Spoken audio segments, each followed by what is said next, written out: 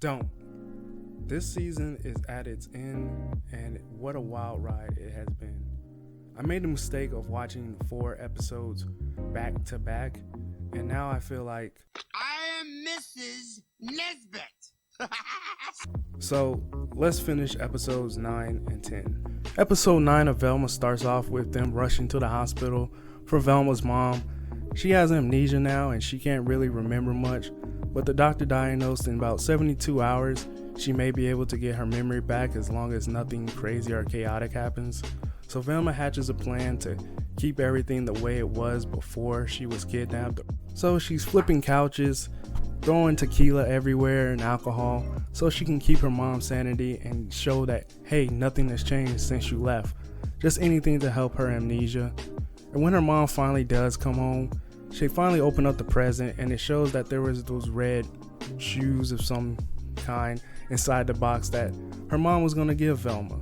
And so her memory slowly starts to come back after she sees the present and the glasses that she left for Velma before she was kidnapped. Next, we cut to school where we see Daphne coming in and is finally told off by the popular girls that she is no longer popular anymore. But no need to worry, Fred's along for the journey too. He lost his popularity as well. And so now they have to come up with a plan to get their popularity back. So they decide to become this fake couple and try to trick everybody as if they love each other. We'll get more into that a little bit later. Later that night, Norville comes over to give Velma the report card that he said he was going to forge for her because it might ease her mother's pain. And as she's about to give it to her, everything starts collapsing when her mother finally sees her husband may have been having an affair, and she now sees a baby, and she's trying to figure out what exactly is going on here. And this is where Velma comes up with the plan of, hey, that's my baby, and the husband is Norville, which comes as a shock to the mother, but she's not all too mad. She seems pretty chill about it. Her mom's slowly starting to get her memory back, but now she's more excited that Velma has a daughter, and now that she can be a grandmother, and at least that Norville's the husband. But now this also puts her father in jeopardy because now he has to figure out a way to get out of that situation. We then cut to them about to go to sleep at night and Velma now having to take care of the baby. We cut to Daphne talking to Fred's mom, and Fred's mom offers her a job which she promptly takes, and at the same time we see them both come up with a plan to trick the popular girls into getting their popularity back. So they go into school pretending to be the it couple, straight out of Degrassi. We move on to Velma and Norville trying to be a family together, taking care of this baby. And also at the same time, her mother is slowly starting to have more flashbacks of who the killer might possibly be. And Norville is getting sick of it. He's being used as a pawn and he doesn't feel appreciated by Velma and is always still getting pushed aside even now and always having to take care of the baby. So he's deciding he no longer wants to be a part of this, and Velma is going to have to figure it out on her own. We cut to later that night, and Norville is playing some board game with his parents, where we see Velma come in out of nowhere with this whole police squad accusing Norville's dad of being the killer because earlier she saw him in a welder's mask, when in all reality, he was just making a sword for Norville because he wanted a sword for his birthday, which of course Velma forgot. Daphne and Fred get their popularity back and Fred's real happy about it. Daphne really doesn't care too much. She just wanted to be popular and get the popular girls back on her side. And then we cut to Velma, who is having a heart-to-heart with Norville, and Norville actually stands up for himself. He tells Velma off. Like, she's never really there for him, never answer his voicemails, and she's just a bad friend. Velma really was never there for Norville, but Norville was always there for Velma. And now Velma is just now realizing that. We cut to the end and we see everyone at the spoon shop, or Spooners, whatever it's called. And that's where we get the big reveals. It's past the 72 hours and Velma's mom does not remember anything. Fred and Daphne actually had to kiss to keep their popularity intact, but the popular brains now at this point completely saw right through it and didn't fall for it. But we do get this one twist at the end where Velma's mom, finally seeing through all the lies of her husband and Velma, now finally remembers who the killer is. And in all twist, it turns out that she's the killer. Actually, I thought it would be a lot more surprising, but with this show, you never really get a true reaction out of anything, so you really didn't care who it was. So when she revealed that she was the killer, there was no big gasp or anything. It was kind of like, okay, off the jail you go. Episode 10, the last episode of this season. It starts off with Velma coming to terms with what she just found out about her mom, and so she's going around the town to search for clues. When she comes to the police station and she finds that she needs to talk to her mom in order to find out what is really going on here. But the only way that people will let her talk to her is if she gets arrested, and the sheriff's not having it. The only way that would happen is if she actually committed murder or something. Next we see Daphne working together with Fred's mom, and Fred's mom hands her a new perfume that she's working on. She really wants Daphne to be the face of the company now. Cut to Velma at Fred's house, and she catches Fred in the garage just going ballistic, having all these type of anger issues, and she sees him with the white mystery van that they had in the last episode. Fred bought it and trying to customize it to show his parents that he's not a complete failure. Next you get Velma getting arrested using Fred, because I guess he's so popular, and if you mess with a popular guy you'll get arrested. She gets arrested to finally talk to her mom.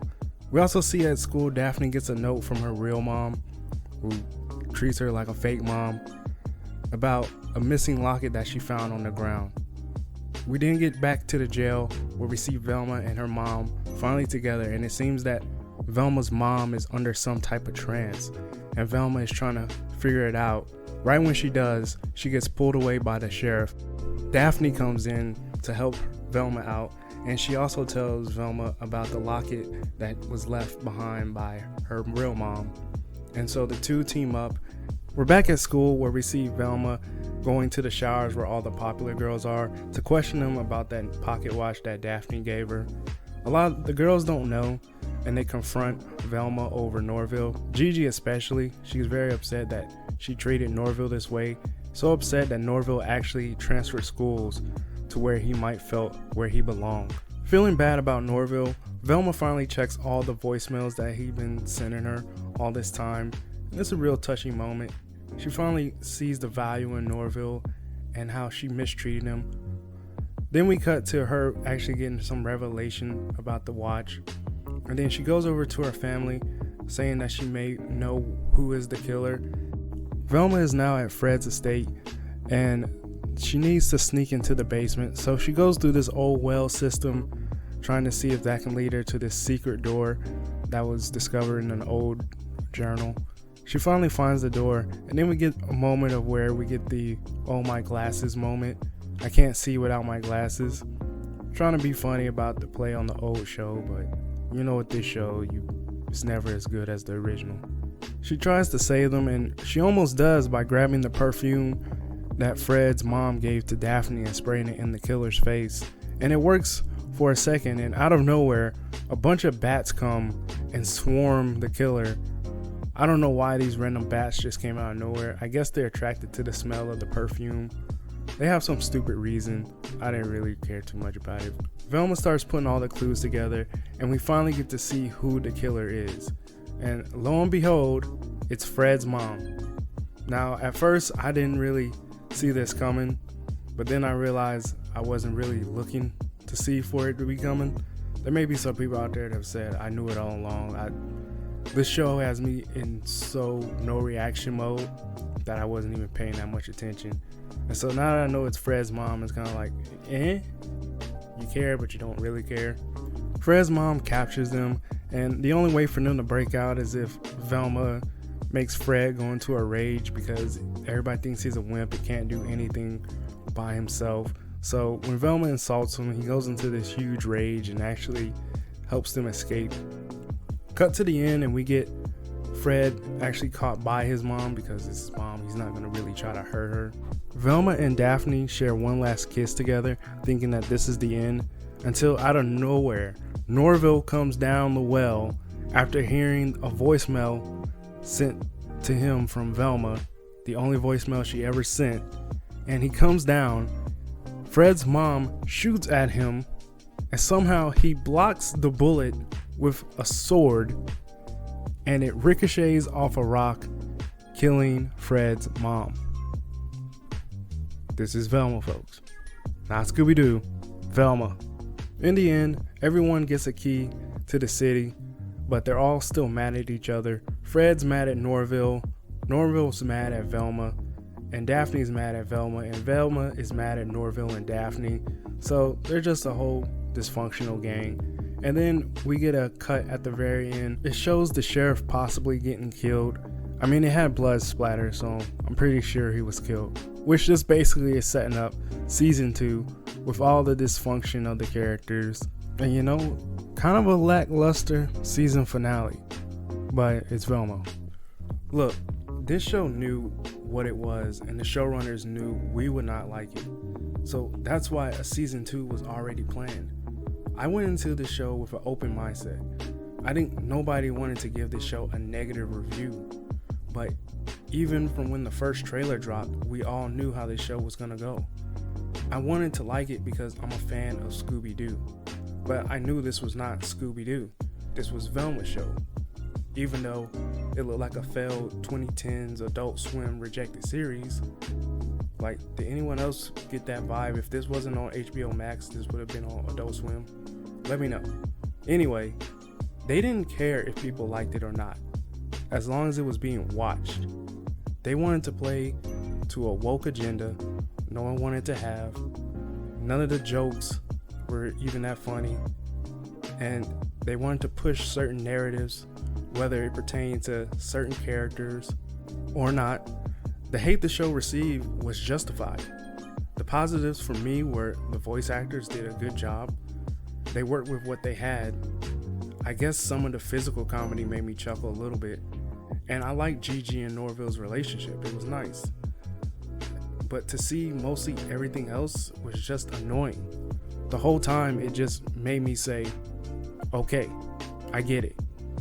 We get it. We get what you wanted to do with the characters. And it wasn't funny. I said it in my first review for this show. Now I can confirm it in this one. I still gave no reaction to this show. And that's the worst reaction of all. None. But let me know what you thought about Velma. Did anybody's thoughts sway you in a certain direction before you watched the Velma series? And are you planning on watching season 2? If you are, for any of those two, leave a comment down below. But I think the Fresh Prince said it best for Velma. You're not funny. You suck.